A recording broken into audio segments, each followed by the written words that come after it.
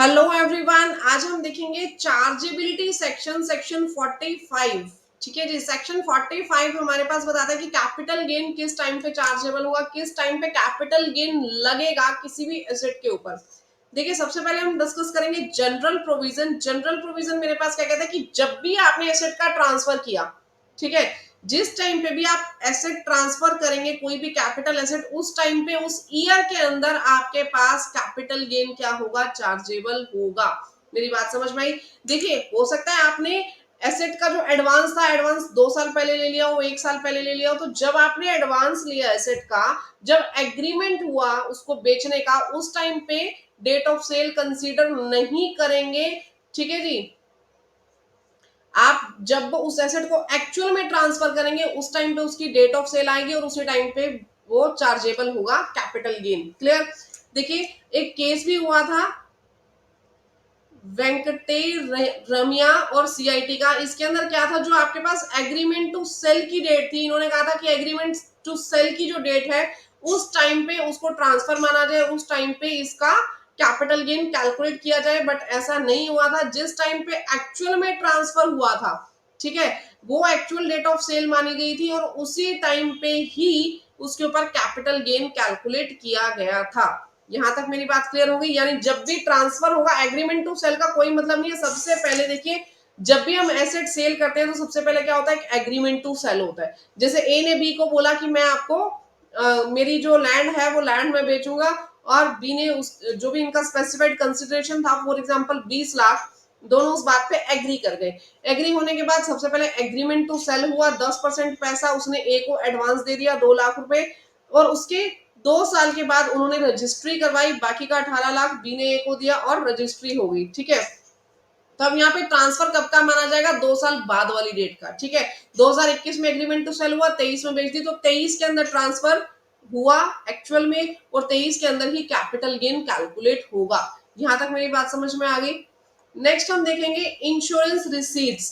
देखिए, insurance receipts अगर आपके पास आती है सेक्शन 45 सबसेक्शन 1A, अगर आपकी कोई भी एसेट जो थी, एसेट डैमेज हो गई, खराब हो गई, क्लियर, कोई भी एसेट डैमेज हो गई, खराब हो गई, किसी भी रीजन की वजह से, किसी भी नेचुरल क्लैमिटी की वजह से आपकी एसेट खराब हुई, कोई भी रियोट सिविल डिस्टरबेंस की वजह से हुई, एक्सीडेंटल फायर एक्सप्लोजन की वजह से, कोई भी एनिमी के अटैक की वजह से, उसके एक्शन की वजह से, चाहे वॉर पहले से डिसाइडेड था या नहीं था, डजंट मैटर, पहले से वॉर डिसाइड था या नहीं था, एनिमी के किसी हमले की वजह से, एक्शन की वजह से, ठीक है, आपकी जो एसेट थी वो खराब हुई, और उसके बाद क्या हुआ, इंश्योरेंस कंपनी ने आपको पैसा दिया, तो आपको उस वैल्यू के ऊपर भी टैक्स देना पड़ेगा, कैपिटल गेन कैलकुलेट होगा। अब आप बोलोगे मैम, एक तो हमारी एसेट खराब हो गई, चाहे नेचुरल क्लाइमेट की वजह से हुई, एनिमी अटैक की वजह से हुई, एक्सीडेंटल फायर किसी भी वजह से हुई, एक तो हमारी एसेट गई, ऊपर से आप लोग कैपिटल गेन लगा रहे हो, सरकार हमसे कैपिटल गेन के ऊपर टैक्स ले रही है। देखिए, सरकार कैपिटल गेन के ऊपर टैक्स तभी लेगी जब कैपिटल गेन एक्चुअल में बनेगा उस अमाउंट पे।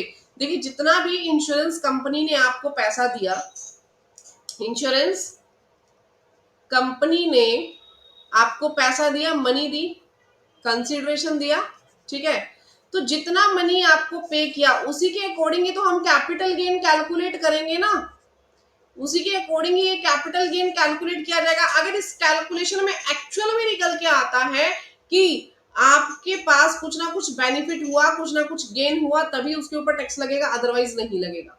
क्लियर?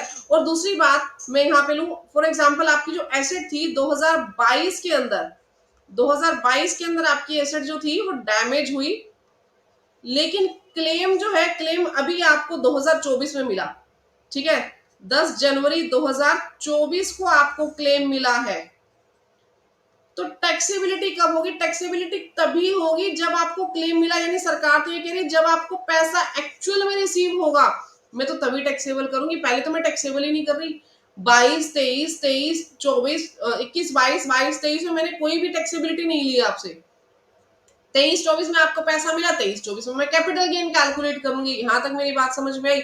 यानी कि पैसा जब मिलेगा तभी उसके ऊपर आपको कैपिटल गेन कैलकुलेट करना है, अदरवाइज नहीं करना है। यहां तक मेरी बात आप लोगों को समझ में आ गई?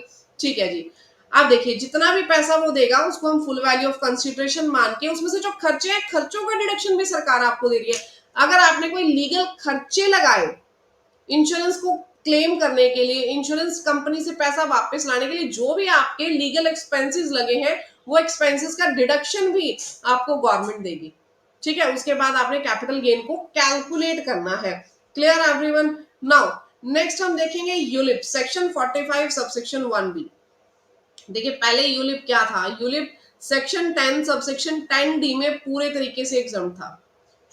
यूलिप जो था, यूलिप के हिसाब से जितना भी पैसा मिला वो सेक्शन 10 सबसेक्शन 10D में टोटली एग्जाम था, इसके ऊपर कोई भी टैक्स नहीं था। लेकिन अभी क्या हुआ, आफ्टर 1 फरवरी 2021, 1 फरवरी 2021 के बाद इसमें कुछ अमेंडमेंट्स की गई।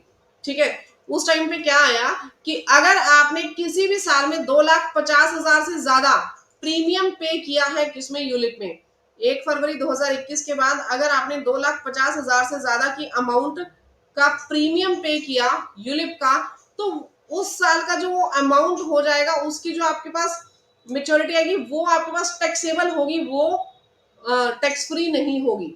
ठीक है, उसके ऊपर कैपिटल गेन कैलकुलेट किया जाएगा। जो सेक्शन 1010D है ये वहां पे एप्लीकेबल नहीं होगा, ध्यान रखिएगा। यूलिप की प्रीमियम कौन सी लेनी है 1 फरवरी 2021 के बाद की। ठीक है, अच्छा एक चीज और आपने ध्यान रखनी है, ये एग्रीगेट वैल्यू की मैं बात कर रही हूँ। ऐसा नहीं है कि आपने 4 यूलिप या 5 यूलिप अलग अलग ले लिए, अलग अलग उन सभी की वैल्यू 2,50,000 से कम है, लेकिन एग्रीगेटली उनकी वैल्यू 3 लाख आ रही है, 2,50,000 से ज्यादा आ रही है। तो एग्रीगेट वैल्यू हमें यहाँ पे देख के चलनी है, यहाँ पे आपने सेपरेट वैल्यू नहीं लिखनी। अगर आपका एग्रीगेट प्रीमियम जो है दैट इज ग्रेटर देन 2,50,000, ठीक है, तो जहां जो आपके पास 1010D की एग्जम्पशन थी वो आपके पास अवेलेबल नहीं होगी। यहां तक मेरी बात समझ में आ गई? ठीक है, तो यहाँ पे उसके ऊपर भी आपका टैक्स बन जाएगा, कैपिटल गेन आपको उसके ऊपर कैलकुलेट करना है। क्लियर है एवरीवन? तो ये 3 सेक्शंस हमने देखे, सेक्शन 45 1, 1A 1B। अगर आपको ये तीनों क्लियर है तो बहुत अच्छी बात है, मेरी वीडियो को लाइक और चैनल को सब्सक्राइब जरूर करना। अगर आपको इनमें कोई भी डाउट है, किसी तरीके का भी डाउट है, तो आप नीचे कमेंट सेक्शन में मुझसे पूछिए, मैं आपको जरूर जवाब देने की कोशिश करूंगी। Thank you, bye bye, take care everyone.